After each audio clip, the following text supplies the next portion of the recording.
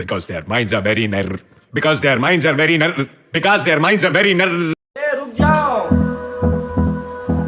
तो good morning, फिर से आपका स्वागत करता हूं हमारे इस चैनल में, वेलकम इन मास्टरमाइंड में।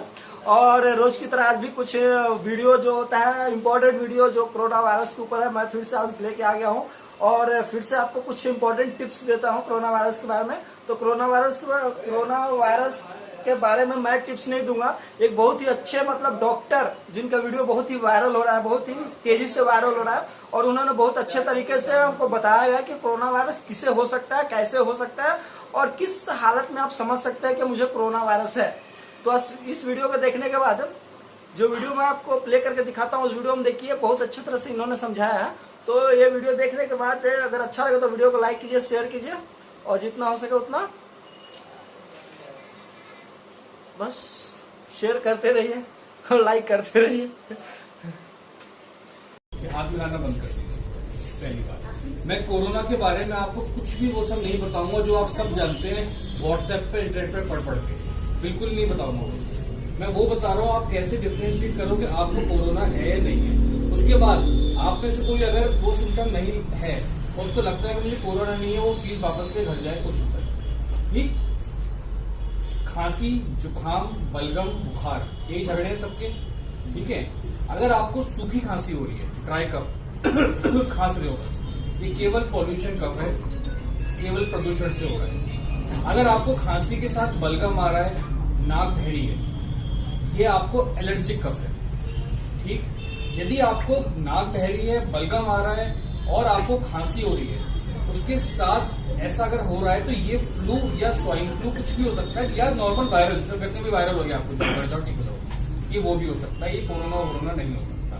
पर अगर आपको बुखार, सूखी खांसी, तेज बुखार, सूखी खांसी और सांस फूलना, जोड़ों में दर्द, चलो जोड़ों में दर्द सब चीजों में हो सकता है। मेन डिफरेंशिएटिंग फीचर है कि अगर आपको खांसी के साथ बुखार है और खांसी सूखी और तेज बुखार है तो ही ये कोरोना हो सकता है, जरूरी नहीं है कि वो भी हो। तो उससे पैनिक करना बंद करिए। मोस्ट ऑफ द लोगों को उससे डर लगता है। अब आप मुझे बताओ, इतने लोग बैठे हो, आप में से कितने लोगों को तेज बुखार और सूखी खांसी है? बताइए कितना को।